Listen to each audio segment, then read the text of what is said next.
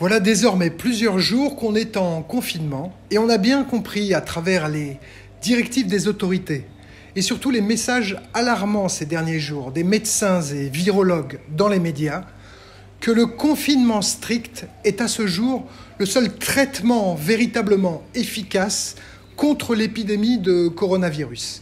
D'ailleurs, les exemples des pays qui ont su contenir la propagation de l'épidémie nous l'ont prouvé, le confinement ça marche. Alors pour contribuer de manière positive à la situation, la première chose à faire est donc de rester chez soi.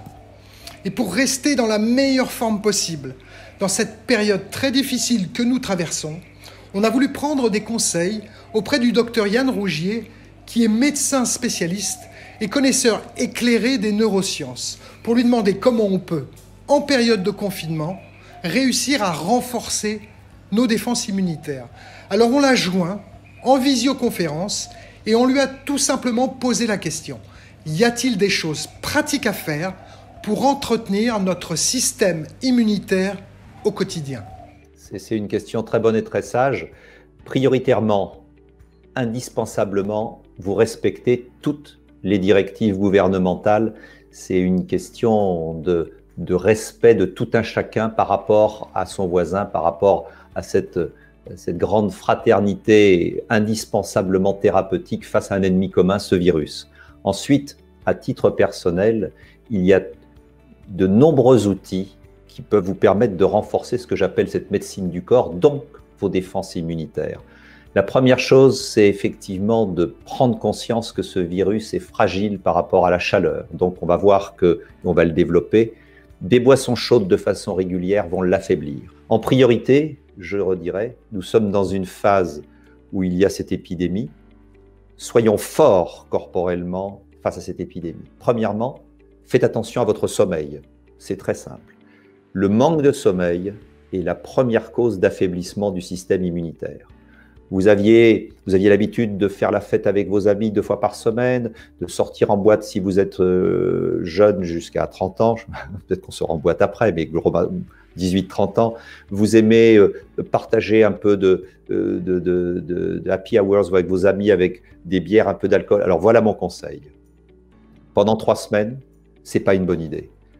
Revenez chez vous, buvez une boisson chaude, aérez bien votre maison, couchez-vous tôt, levez-vous tôt. Meilleur cortisol, meilleur sommeil, meilleure récupération, meilleur système immunitaire. Au niveau nutritionnel, s'il vous plaît, tout ce qui va être alcool, grande bouffe, même alcool léger, supprimez. L'alcool, peut-être un bon verre de vin de Bordeaux au milieu du repas, on parle global. L'alcool, surtout les apéritifs, affaiblissent le système immunitaire. C'est de l'alcool, c'est l'équivalent d'un sucre extrêmement rapide, ça percute le foie et le cerveau, et en second, le système immunitaire. Vous êtes amateur, je m'adresse aux jeunes et moins jeunes, de ces drogues autorisées dans certains pays et États américains, mais extrêmement interdites en France. Je parlerai donc de tout ce qui est cannabis, hashish, etc. Abstenez-vous, vous affaiblissez vos poumons et votre système immunitaire. C'est sympathique au niveau, je dirais qu'il y a un côté mixte. Vous êtes très stressé par le coronavirus. Effectivement, de fumer va vous lever un peu ce stress, mais c'est factice. Ça vous affaiblit. Si vous voulez descendre votre niveau de stress, regardez n'importe quelle application sur Internet, faites un peu de cohérence cardiaque, 2, 3 fois 5 minutes par jour, vous gagnerez en descente, en maîtrise de stress et en augmentation de votre système, de la force de votre système immunitaire. Si vous fumez, vous êtes un grand fumeur, je ne vous demande pas d'arrêter, c'est impossible. Diminuez le plus possible pour redonner un peu de souffle à vos poumons, parce qu'on en a besoin de ces poumons. Ensuite, de l'intérieur, eh bien, il est important de prendre soin de ce que vous allez manger.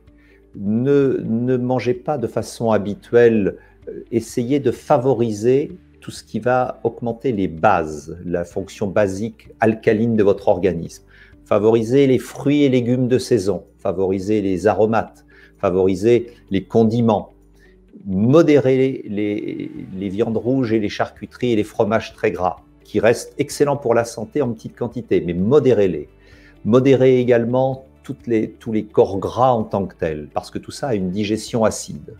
Donc, aussi simple, poussez votre alimentation vers le côté basifiant.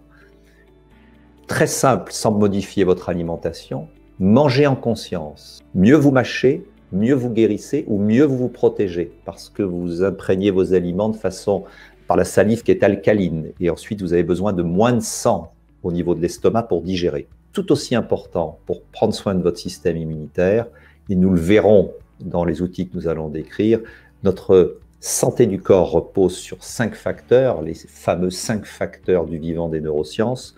Tout ce qui est vivant et humain respire, se nourrit, se protège, pense et ressent des émotions.